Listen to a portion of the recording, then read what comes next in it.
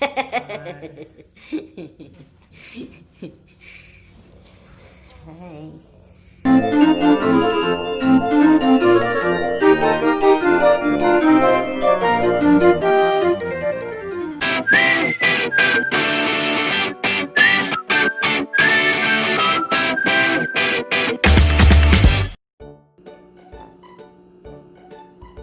O, Day, galingan mo paglilinis dyan.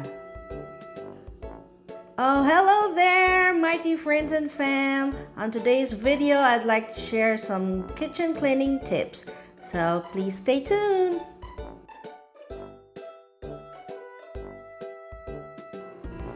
Decluttering the pantry.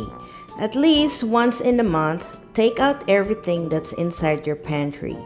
With the use of just water and mild soap, scrub away the dirt on your pantry shelves.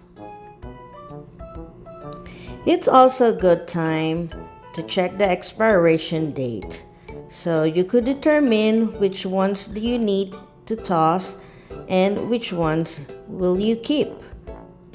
And remember, first in, first out. Yung una ninyong mga binili, yun ang ilalagay nyo sa harapan. And yung mga lately nyo lang binili, yun ang ilalagay nyo sa likuran.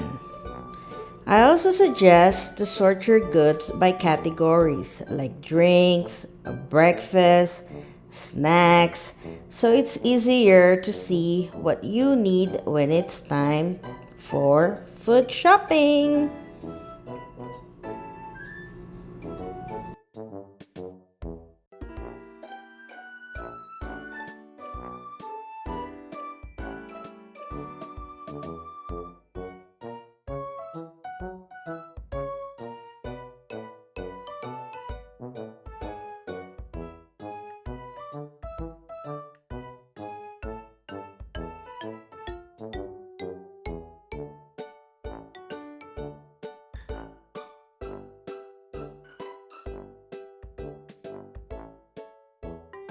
O, ayan, ang linis na, diba?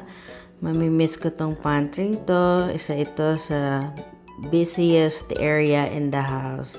And memories ko dito, I measure my son JC here, his height, since we moved here until nag-stop na siyang lumaki.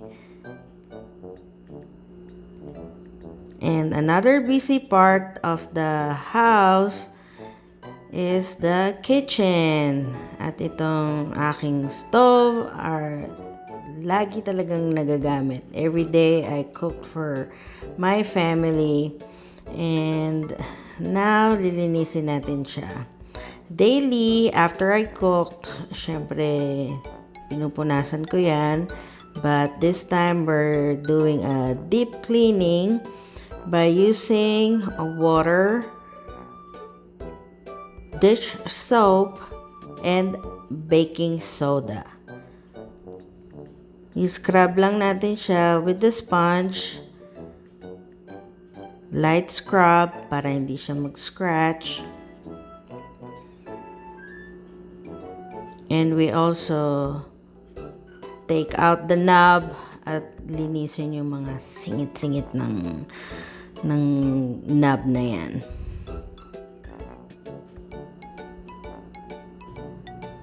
Now, with the use of this steamer and a magic eraser,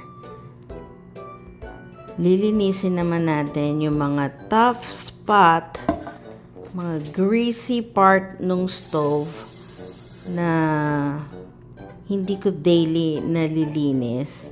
So, yung mga singit ng stove has a like tough grease.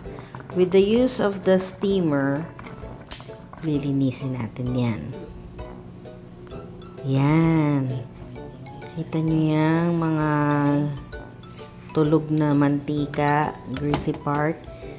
With the use of the steamer, gigisingin natin yung mantika.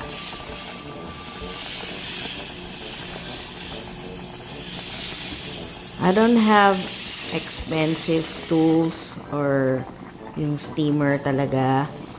I'm using this steamer na actually this is steamer pang damit, pang iron ng clothes, but it helped me clean this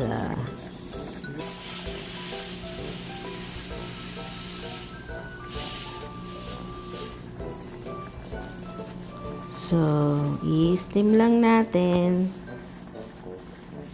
and scrub it with the magic eraser.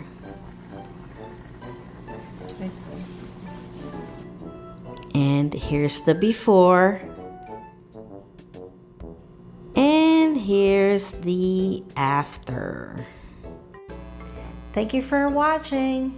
There's a lot more to experience with Maitha's Touch and to look forward to. So just a quick reminder, don't forget to subscribe and click that notification down below so you'll be notified for our upcoming videos. See you next time.